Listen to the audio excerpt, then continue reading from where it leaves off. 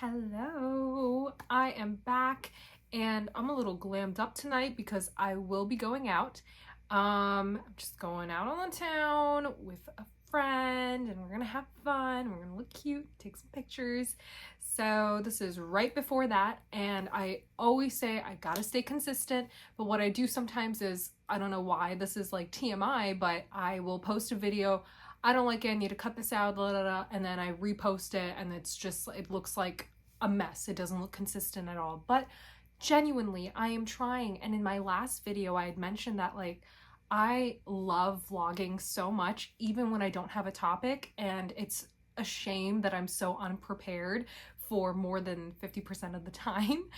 But I still love it. And it was this weird tangent that I went on, which was like, I asked people whether they're hungry for fame, money, or power. I know I'm diving into it, but I say I'm like power hungry, which is like fucking crazy. And it was then that I had started to kind of, I don't know, kind of introspect on why I want to be a mom. Is it and it occurred to me that I want to impart certain wisdom and stuff, and that sounds kind of selfish and weird, but whatever, like that's a part of it, you know? And I think there's always a superficial reason as to why we want kids anyway. So that being said, I think vlogging is a great outlet for me to just talk, you know? I can't run people's ear with being like this self-righteous person, you know, imparting all this random wisdom and stuff, and I think this would be a great source for it. But anyway, like I said, I rarely have a topic, and I've noticed that with myself, other than just discussing writing and stuff. And a couple of videos ago I did break down how I like to write a script. I think I've done a video on how to publish a novel, but I can redo that because I'm not sure if I love it too much. Anyway, I can just kind of give you updates on my life lately and what I've been doing, and to ensure that I am healthy and happy and whatnot, you know? And then the little details. So what can I start with? I toned my hair. Doesn't really look like a difference. Doesn't look like a difference to me. My mom says, fuck it, I don't know why I'm doing the accent, but my mom says that she sees a difference, which is cool. But as I had mentioned before, I dither between going fucking blonder and lighter, or really just reining it all in and going one shade, and that might be just easier for me to handle. So yeah. What else? Well, let me tell you. Well, I don't know if I've mentioned this, but I started a little business on the side because I've noticed that I love staying busy, and I don't know, like you write so much, you want to take a break, otherwise it's not so much burnout that I experience, but I just can't produce ideas like that on the go. Or maybe no, fuck that. No, that's not true, because I fucking can. Even if they're shit, at least I still can, because that's the mark of a writer. But I think it just might be that I want to, you know, like it's in my head that I should take a break, because let me tell you, you know, this script that I was working on, I quit my job for it so I would take as much time as I need to not only, and I saw this from like another writer on social media, you know, in order to write a good script, I guess it just kind of feels like a puzzle you have to figure out yourself, you know? And maybe subconsciously it had implemented itself into helping me perceive it that way, or having me perceive it that way. But that's what happened, you know? And it occurred to me that when I am writing, like when you plan something out, you have it in a premise and you write down the scenes, it's so much different than having it in a script, because of the pacing and the rhythm, and the dialogue might be, you know, tangential as opposed to, as opposed to being on the point, I guess, you know? And it's so different that you need to rearrange. And it got in my head really bad that my rhythm is not enough, or that I'm not meeting the plot points at the right time, you know? And that's it. Also, you know, I got to be careful, because scripts are not mechanical, they're not technical, it's art, it's the expression of the human experience and our emotions and such, you know? It's very fluid, and I don't know. it's an experience, you know, with the script. So I don't want to get too technical with it, but I did feel that way. And that being said, these past 2 months, I think, you know, I have been up all night, you know. And maybe this is the landing point of this video, and I always come back to it because writing is the only thing that writing takes precedence over everything for me. So, you know, I just can't help but talk about it. Anyway, I spent so much time perfecting it, rearranging those scenes and rewriting the dialogue and working on that rhythm and ensuring that, you know, those scenes, those plot points hit at the right mark. And that took a lot, you know, and it's not only that, it's that even if you are doing all of that stuff, that puzzle solving, you have to also be careful of the writing too. You don't want that to decrease in quality, because that's something I also love about my style of writing, is that, you know, there is a healthy dose of description, so you really feel what's going on, you know. At least I'd like to think. Like, I don't want to boast like that, you know, but anyway, took plenty of time. I mean, the last day I finished, I was up all night, and I wrote that and a proof of concept to pair with it, and I finished at maybe like 2:30 in the afternoon. All night I was up, you know. So it's in my head to like take a little break, and it wasn't in this time that I had thought of a business idea.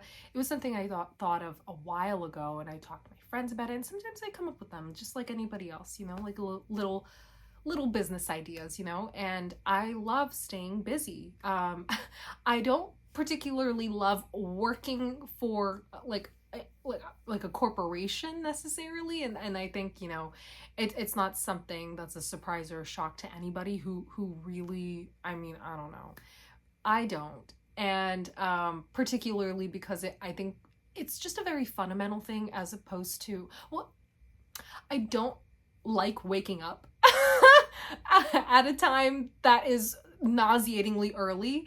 And besides that, I think it's a fundamental thing, you know, just giving my time for someone else's dream. Like, I guess, you know, I don't want to say it in a way that's harsh, because it works for some people, and it's not even about it working for some people, it's a necessity. And I mentioned in my previous video that right now I'm in a position of privilege where I can afford taking a break from work, and I certainly don't take that for granted. But anywho, yeah, well, I just started the business, and it's a tea business. I won't go into the details. I think when it's finally out, I will then talk about it. But I've been working pretty hard, and you know, I'm proud of myself. Like, it gives me the sense of relief. I think that it's always good to have outlets of or of hope, you know? Like, oh, this might do well, or this might do well. Like, you know, profession, career aside, like, that will always be the goal. Like, that is something I will give my life to over and over again. But little things like this, it's nice to just, you know, plant a couple of seeds and see what grows. So yeah, it's a tea business, and I am looking forward to how well it does. My mom and I were talking about how we'll market it and how we'll go out and talk to people, and even on social media, of course. But the whole process itself, I mean, it's not as difficult as it seems, nor daunting. It really, I think what helped me as someone who is very fresh to this, and you know, I'm not, I don't know, it's kind of a poor tendency of mine to not always really reach out for help. I don't know. But I went through LegalZoom, and it was super helpful. You know, they arranged this checklist for you, so you know what to do in the first phase of starting a business and getting your articles of organization and your LLC or whatever, your EIN, and all that fun stuff, and getting that together and starting your business bank account. And it's really cool. It makes me feel like, you know, I'm doing something, you know, it's nice. So that's something that I've been busy with this week. Other than that, back to writing, rewriting the proof of concept. And then I had a pilot idea, and there's a Blue Cat screenplay competition. There's 5 days left to write this, so I don't know if I'm going to go ahead and do that. because, you know, it's you can write a pilot in 5 days, but is it really going to be of quality? I'm not too sure, you know. It takes a second to, like I said, you can map out a script, but once it's on paper, it might not work. And I anticipate that's what would happen. But regardless, it is fun to work on other things. Because apart from that, I also have a novel. I don't know if I said in my last video that, oh, I'm not going to really do this again. It's so hard. Why not? You know, I can't help myself, and I am working on that. And then this week, as per usual, it's kind of like therapeutic for me to go to poetry night, and I see my lovely friends there. And oh my god, I climbed a tree. Sorry, that was so random, but like there's a tree at the coffee shop I go to, and a friend was climbing it. I was like, okay, like do you? And then I guess like there was a whole thing, and my friend was like, you know, go like, you know, like go see like what's up, you know, go climb a tree.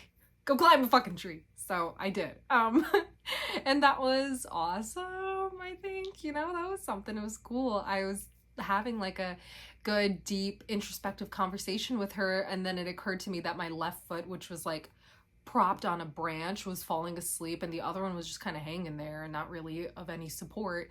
And like I started to freak out, and it took a fucking village to get me down. Actually, like 2 people, but you know. Yeah, whatever. It was kind of scary, you know. But yeah, so I did that, and then what else did I do that was super unique, super interesting? I don't know. Really, I've just been busy with those 2 things, like I said. And then, oh, okay, here's another random thing that I want to talk about. Okay, this is so funny, but this sleeve, it's meant to be this way. It's like a 1 sleeve thing, but it looks like my arm is in a cast, or that I don't have an arm. So I'm just trying to remind myself to keep my arms like this. But anyway, shit, I was gonna say something cool. Oh yeah. So there's like a psychologist that I follow, and she elaborated on emotional intelligence and signs of one that has emotional intelligence. And like, this is something I don't necessarily always like boast about myself, but rather when I talk about it in the dynamic of a relationship. You know, like if I were to, you know, find somebody, the expectation is that their emotional intelligence is high, you know. And really just to kind of gauge someone's general intellect, emotional intelligence always comes first for me. That being said, she started to kind of break down the signs of one, and there was an interesting one, which was that if you have high emotional intelligence, you assign like a relation, or you like personify objects and feel bad for them, like inanimate objects, you know. So like it's like that thing, I don't know if you've experienced this, but like if you pick up an item from a shelf but put it back somewhere else, it's like, oh, you took it away from its family. I don't know if you experienced that. Or guilt, you know. But I guess I would. And I guess a better example would be that I have a Build-A-Bear. maybe I'll bring her. I'm pointing her like that's the point, you know. It's freaking me out, you know, because like I've always felt like my Build-A-Bear Miffy, she's my baby. I've had her since I was like 5, and I really, really think she's alive. And I care for her. And she's been with me everywhere, especially when I was a kid, like to weddings. My parents, we went to Vegas when I was 5, but I took her there too, and I got her a wig, and oh my god, my dad would just let me buy anything and everything for her, so I would get her.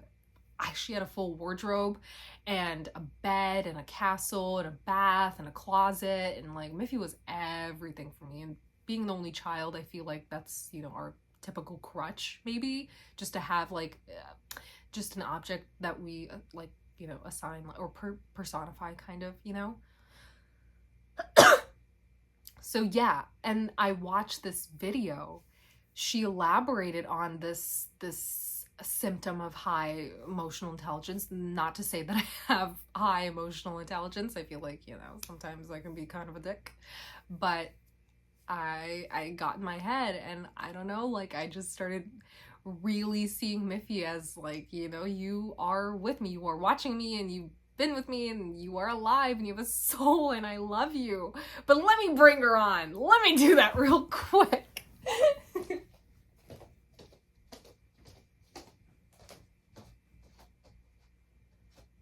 You can probably hear my footsteps. Okay. Hey guys. This is Miffy.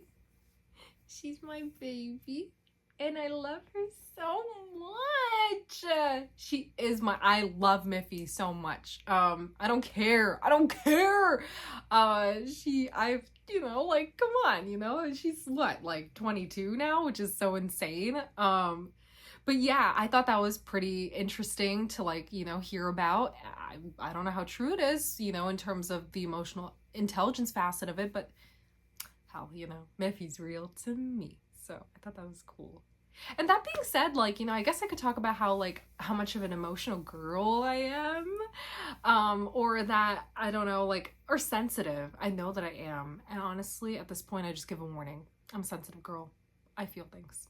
I feel things deeply. And that being said, my mom was, you know, considering getting a bird or a pet. And I told them that, like, for some reason, I'm so afraid of, like, loving the animal so much that it'll cause me, like, it'll disrupt me somehow, you know? And my cousins know this about me too, that, like, I don't know, I have not an aversion, but just this reluctance to really get close to an animal because of that fear. And I know why this happens. So let me tell you a quick little story about Jasper. Jasper the betta fish. He was mine in high school. My little cousin Raza had Jasper, and he was a baby, so he didn't know how to really take care of the fish. And I saw Jasper kind of struggling in, like, a Krusty Krab little fish thing in his bowl. Fish bowl was like, there was gunk, you know, you could just wipe it off, and I felt so bad, so I was like, okay, let me clean him up, and I just kind of took him at that point. Jasper is a betta fish. Betta fish typically live, I could be wrong, but 4 to 5 years, and Jasper lived almost 4 years. He then contracted this fungal infection. My mom and I really tried helping him, but point being, Jasper, I really loved him. I think that was the pet that I genuinely loved. And there are pets that I've had that I've loved, you know, and it has caused me trauma when they die or something happens or we have to give it away, you know, or give them away or whatever, you know. I don't even want to get into that. Maybe that also, like, you know, takes a share in why I feel this, like, reluctance to connect with animals, you know, that deeply. I love animals, don't get me wrong, and I've talked about this in other videos, but I don't know. Anyway, but Jasper was really the one that, like, I loved a lot. And in high school, when I would write my scripts, I would, you know, just kind of see him hanging around next to me, and it was cute. And I taught him, betta fish are relatively smart, so I taught him how to, I bought this leaf from PetSmart, and you can, as a suction thing, so you can put it on the glass of the bowl. You can have them, I took my chain, my necklace chain, and I would have Jasper follow it around, and I'd, like, you know, have the chain stop at the leaf. And he learned quickly that you can sleep on the leaf. So that was really cute. And then I would pet him on the head often. I don't know, I loved him, and it was just, he was so cute. And whenever I'd go travel, like on a road trip and stuff, I would have to take him with me, but I would take him with me, you know.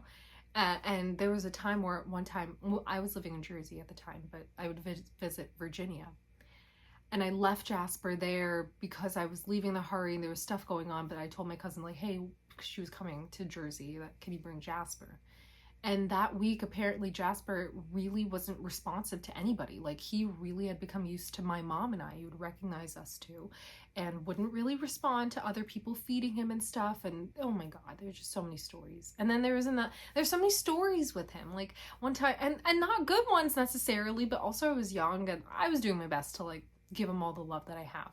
But one time, like, I fed him a pellet, like normal betta food, and he choked, and, like, my cousin and I looked at each other and we started screaming. And then I found a way to, like, kind of lodge it out of him. Or one time my mom and I were changing his water, and I was pouring it carefully as I usually do, and like because we didn't have like something to scoop him with then.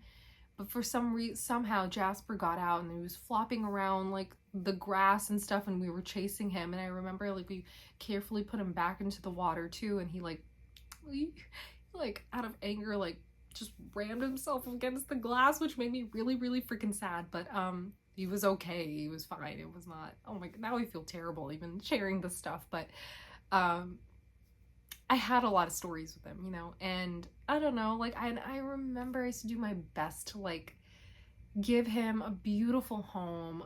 There were times in my life where like I couldn't afford, or like I just, it sucked, you know, like I couldn't really give him everything. But when I could, I remember I got him like this huge bowl, and I don't know, like just decorated as much as I could, or made it, you know, the way like betta fish prefer. So it's nice. And I'm so against, like, to be honest, I don't like, you know, I don't like the way PetSmart or Petco treat these fish or any animals, really. I just don't like it. And Mom and I were talking about getting a bird, and I also don't like that because, I mean, it's one thing to have a domesticated animal, but these animals, parrots and such, they truly do belong in the wild. I don't see the reason of them being in a home in a completely different climate, you know? I mean, I'm not knocking on people who do. You know, I've got family who owns bird, and I love that bird so much, but, you know. Anyway, that's my rant. Thank you so much for listening, and I hope to see you next week. I'm gonna go out now. I'm gonna look cute. I'm gonna wear heels. I'm gonna have a good time. But thank you. I don't know if I said have a wonderful day, rest of your week, rest of your evening. But yeah, do that. And I will see you soon. Bye.